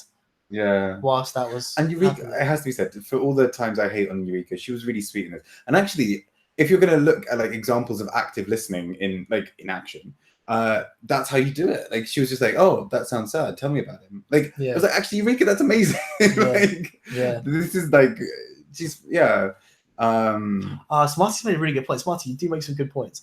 He's saying maybe she's compensating for her quiet side with her full body tattoos and muscles. Yeah. That makes perfect sense to me. So like my thing is, again, like I get it if you're dealing with stuff, and you know, obviously it's your right to step away from a situation. And a lot of times that can be good as well, but again, like you're affecting other people with your actions, and that's when it gets to me a little bit. It's like, you know, it wasn't. I'm getting Laganja on this, but like it wasn't your moment. And like I know the attention was put on you, you didn't ask it to be put on you, but like I just didn't get the need to react in that way. And then the weirdest thing to me is that she didn't come back and sort of apologize. I'm not saying directly be like, oh, I'm sorry about that. But even she said like, I was feeling bad, you know, I needed a minute, you know, or whatever it was. Like it just seemed a bit like just like one sentence to clear that up. Just like, hey guys, sorry about that. Yeah, say sorry. Just be like, I needed a minute. Like, if you don't feel like you want to say sorry, fine. Right. But again, like there's just other people there, and it's like you're all like, especially after the video message where you all talk together and debrief that message together.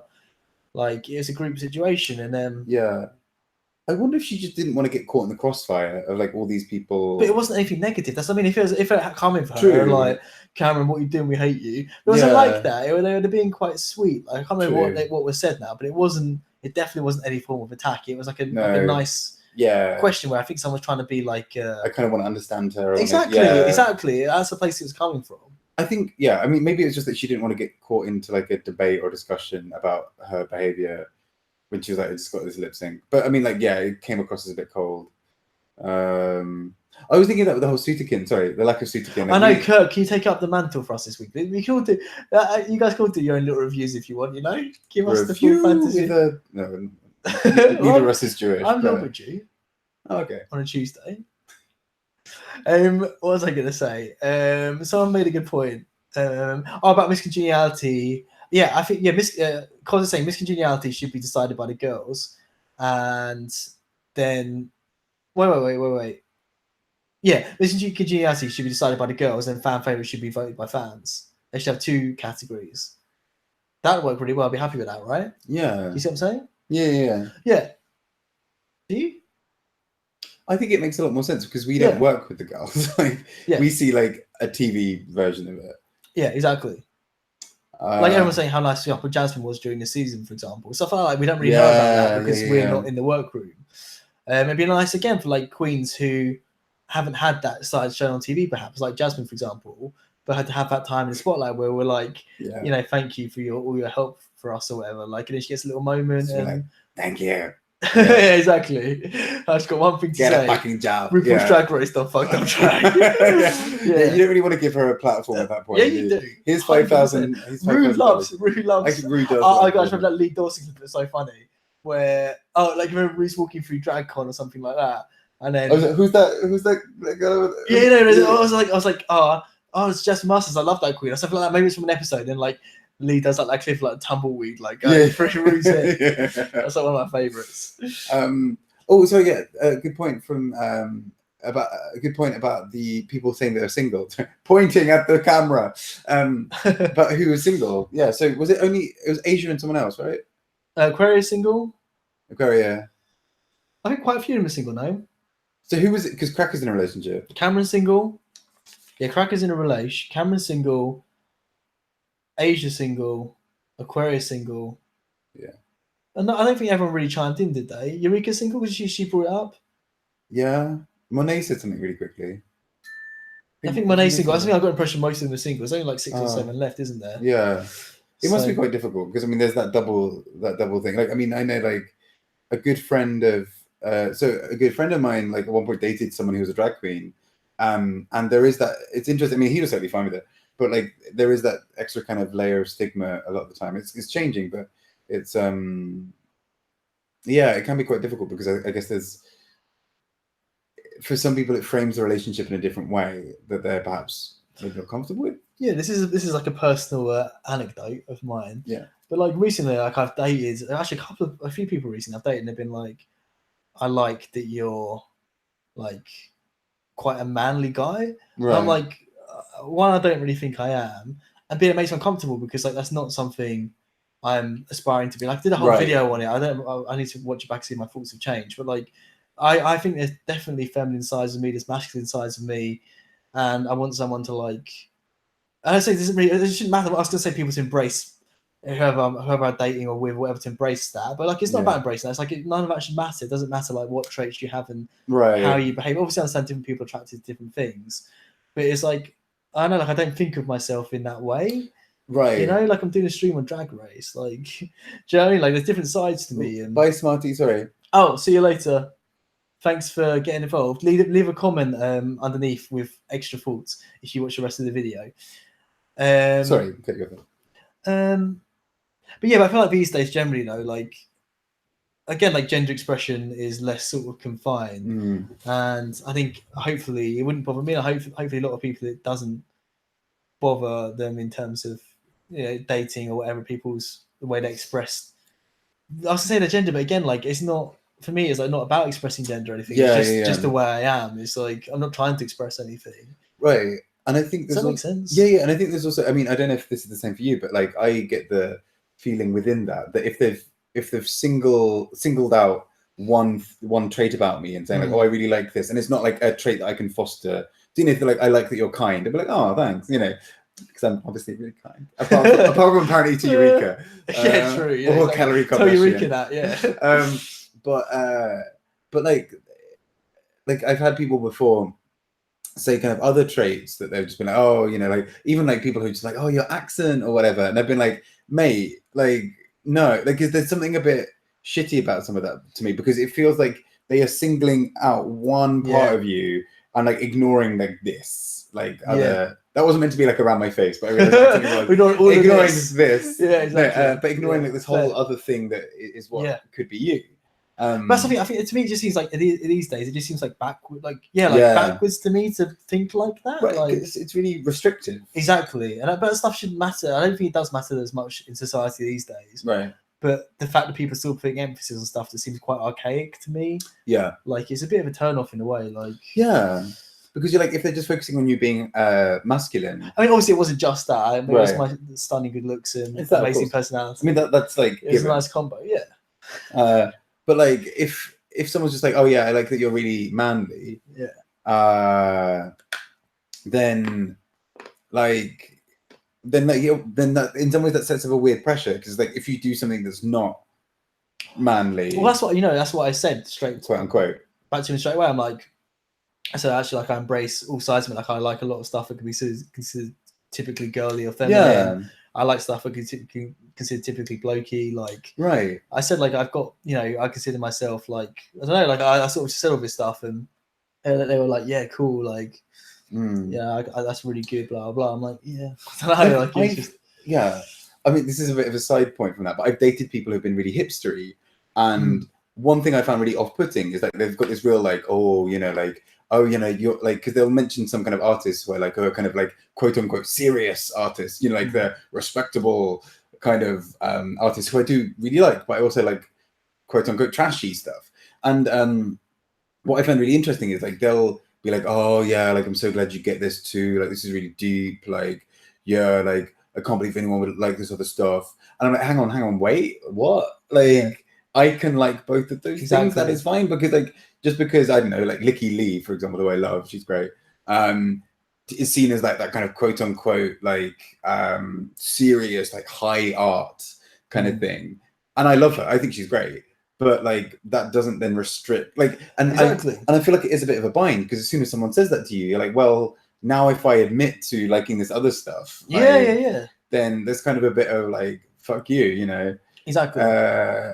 Yeah. So that's something like, it's weird. Like, okay, like my interest, like gaming, like horror films, drag race, climbing, like walking, like again, like even just like gaming and like walking, like they're complete opposites. Like you think of like I'm a massive geek, like, you know, Zelda tattoo, like you see my flat as like gaming shit literally everywhere. Bob can vouch for that. I can. Like literally everywhere. Like I'm like a massive geek, but yeah, I love doing active stuff, like going for walks, like climbing shit. Like both two go against each other. Or the fact that I love, maybe it's more of a crossover here, but like really dark, like psychological horror films. And I love like Drag Race, which is like fangy, like ridiculous, you know, like. Yeah, I know, like people are still putting people in boxes. I feel like kick that box down and have sex with it, right? I'm the box in this instance. So there's a really interesting comment there. So I realized when I was saying about like quote unquote trashy things, I wasn't saying drag per se itself is trashy. RuPaul's Drag Race as a reality TV show has. I mean, I don't really agree with the like as much with like the trash high art distinctions, but like. Reality TV in general is put into that category, and Drag Race is then put into that. But I agree, the art form itself is an incredible art form. Yeah, it's just the way it's repackaged as a reality show that is like, that's the thing. Like that's my favorite thing about Drag Race. Like it's meant to be like ridiculous and over the top, and like the whole thing's tongue in cheek. Yeah, that's the whole fun of it. That's something so amazing about like kind of. That's what got me into the show. Yeah, and like the kind of queer humor or the kind of queer perspective or queer sensibilities are often about that kind of intersection between like quote unquote high art and quote unquote low art, and like like having something, you know, having like a really artistic film and then having something like Boobarella and like having those two things as like intersecting.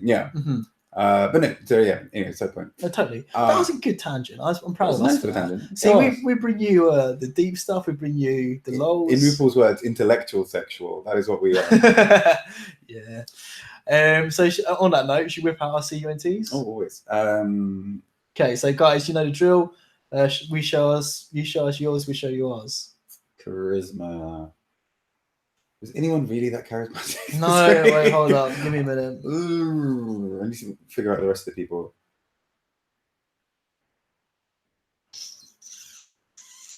I'm struggling. I am. I kind of just want to give like it's random things that weren't really in the episode. No, it's got to be related to the episode. Maybe Eureka, because she was super sweet to everyone.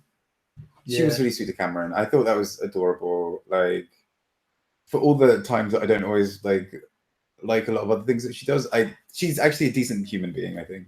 One thing that's consistent for her, she is extremely considerate of other people throughout the whole series. She's always been like that. She's always constant. She seems like she thinks about other people and how they're feeling a lot, and she's receptive and I don't know. Kurt's giving his Christmas to Asia, which I see that. She was quite sweet still in this episode. Oh, she hugged someone's neck at one point, which I like. I like when she says that. I'll hug your neck. Did she say that? She says it the whole time. Yes, it's literally the whole time, honestly. I love that. And Cos is giving it to Aquaria. Thanks for joining us, Cos. Catch the rest of the stream when it goes up on YouTube. Leave a little comment. Cos is giving C to Aquaria. See it goes, stay going. Can't work out why, to be honest. I mean, she was because she was quite not cold, but she wasn't like particularly warm, I guess, to the other girls this episode or to anyone. I think she killed the challenge for sure. But, I suppose the character was quite charismatic. She did. That really maybe that's why. Fair dues. We said we've got more than one viewer, so there should be someone else here. They're just not typing. We are family. We're not alone. Yeah, exactly. We gay people get to choose our family. So I don't know why I'm making fun of that. That was a great quote. Hashtag choices. Right. But uniqueness. We could have done tea with floppy instead of tea with that. It's quite good. Thank you. So uniqueness. So I'm just trying to work out the other letters. Uniqueness. Mine is Cameron for the old lady prosthetic. Yeah. Yeah, because I'm trying to work out where I'm going to slot Aquaria into this. So that's why I'm like, because I would have otherwise given it for her look, but I think I'm going to save her for another letter. Uniqueness, I will go for. That's mean. I was going to go for Eureka's uniquely ugly outfit. It wasn't that bad. Come on. It was just shit. It was just a bit. It wasn't that shit. It wasn't shit. It was just basic. A bit basic. I agree with that. So I give uniqueness to Asia because I feel like. Not only was her character really well played in a kind of very unique way, I'm kind of stretching it a bit, but also like her old person look was a bit more unique, I think. Like, Cos isn't here to defend himself. He's giving 3 things to Aquaria. He's giving uniqueness to Aquaria. I can't combat it now, so that's quite a good. That's a good parting shot, isn't it? It is. To hell with your rules. Exactly. He knows I love rules. Damn you, Cos. I'm going to get you back next stream. Kurt's giving it to Cameron. Yeah. I gave mine to Cameron, didn't I? Maybe for the same sort of reason. T? Well, I've done my N. Oh, yeah, I've done the wrong order. Sorry, because Kurt, you missed the UN. Oh, no, he's giving it low down. Okay. Yeah, good point. That's not the word. Go on, N. I will give nerve to... have I already given Cameron? I haven't given Cameron, have I? No. I'll give nerve to Cameron for holding on through that lip sync. And through obviously having a bit of a shit time this week, but going out there and killing that lip sync. Okay. I'm giving nerve to Aquaria. Actually, good nerve for once in my whole life. For nerve to let people choose which roles they want, and her taking what she perceived as the worst role. Good. Right? I feel like she's earned that. Yeah. My first ever good nerve. Kurt is giving it to Eureka for wearing that ugly coat. I saw what you were going to do. I was going to do that with uniqueness for being uniquely ugly. Yeah, they're both harsh though, but whatevs. Well, I already gave it. The coat was nice anyway. Nice. The coat was alright. The coat was actually alright, yeah. That's the only right part of the outfit. Yeah. IMO. So T, talent. Aquarian. I'll give my nerve to Aquarian, didn't I? Yeah. That's I right. think she deserves talent not only because she kind of slayed a lot of this challenge, but also just for making like Where My People At an incredible. Yeah, like it was already. Damn it! She like, deserves all the C.U.N.T for that. She's managed to recycle a phrase from 5 seasons ago that was funny in that season. Yeah. Like, and was kind of iconic in its own kind of way. Yeah. But like make it like funny in a completely new way. Yeah. Yeah, damn it. And for making me laugh by just holding drinks. Like, yeah. I want to watch it again just for her. Yeah, same. Right? Absolutely. Damn, I totally agree with you, but I can't give it to her. It's tricky. Maybe Bryce for stepping out of his box.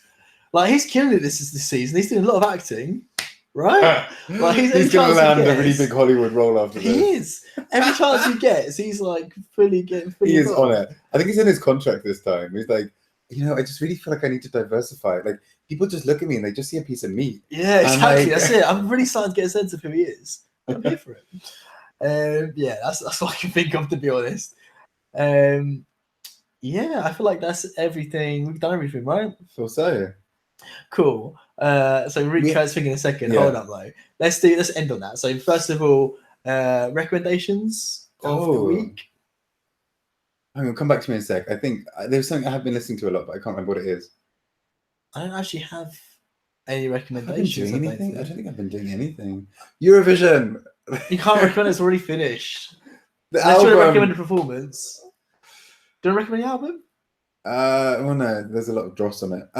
But I would go for Cyprus's almost winning entry, Fuego. It's fun. And it has a lot of hair flipping. It basically is a drag show. Okay, cool. All right. I'll link it in the description. Yeah. Yeah, I don't want to like recommend stuff that I'm not super passionate about. So I don't think there really is anything from me this week. And I'm just not passionate about anything. To be honest. Yeah, you are. No recommendations for you. I recommend watched horrors. They are fun. What about Westworld? Yeah, but I recommend I've already done a whole video on that on the channel. People know I'm into Westworld. Yeah, I said earlier, 100% watch Westworld if you haven't already. Do you have anything now available on iTunes? No, I don't, unfortunately. But I've got stuff available on Steam. Thanks for the segue. But again, I plugged that enough. I can't bother to plug that again. If you like horrors, actually, Kurt, genuinely, if you like horrors, I've got a really disturbing visual novel available. It is actually really good. On Steam. Thank you very much. I'm not just saying this because I'm being paid by him, but it's and I'm here. Checks in the mail though. Fine, thanks. Let's hope it doesn't bounce. It will bounce. But, okay. It's fine. It's called Entschuldigung, which is a German word for sorry, and it just spills all the true horror tea. So if you're keen for that, search it on Steam. It's really funny because if you played that game, that seems like such a strange way to introduce it. It's dark. It's dark. It's dark. I started talking about earlier about having different sides of yourself. I can have a side of me like this. Where I'm like, woohoo! Do you know what I mean? Yeah. But then I can write this really disturbing, twisted horror where if you just read that, you're like, fuck, I'm not going anywhere near this guy. You're giving the judges versatility. I'm giving the judges versatility. Thanks for pointing that out. And thanks, Kurt. Appreciate that. Try our best. We are adorable. We try not to be, but it just leaks out of us. Yeah. It oozes. Yeah. No one else going to think you're adorable. This is what I'm trying to destroy that image. I'm trying to create a new image. Or like a dark crow of the night. Crow of the night. I missed that. You're still my crow of the night, Bob. Oh, it's all right. Yeah, cool. Thanks for joining us, guys, especially Kurt. And his summary is: this week, Bob flops out his legs and Grant tries to make himself sweeter by wearing a candy necklace. Yeah, that's quite good, actually. Genuinely, I'm trying to... Sutikin would be proud. He would be proud. Sutikin, let us know what you think of that if your wig's been snatched by Kurt. But yeah, thanks for joining us, team. Leave a comment down below of your thoughts. If you disagree with anything we said, if you agree with anything we said, if you want to add anything extra. If you want us to do any other sort of videos or anything, I still want to add more stuff to this channel, but I never know what people want to watch. No one seems to watch anything else I do. So I'll keep a 10-hour loop of us sexy dancing. I feel like that's exactly I can't do even have to record 10 seconds of footage. That's too much. I can't be bothered. Something that involves very little movement would be ideal. That would be ideal. Yeah, something that just involves us chatting shit for a while. Yeah, exactly. Let us know something else you want us to chat about. We're really good at that. I was thinking some sort of interview or story time or something. Ooh. So I can ask you about some sort of experience and we can delve in. Please do. Okay. Okay, all right, Either maybe way. we'll do that. Okay, Yeah. interesting, guys. Yeah. We'll see what happens on that front. But yeah, I hope you all have the absolute best lives, and we'll see you next week, hopefully. Yeah, and thank you very much for joining us. It's been fun to be here in person with Grant It's and been an absolute kind of honor. in person with you. Yeah. Yeah. Yeah, member of the family. Cool. Bye, everyone. Love you. Bye. Bye bye.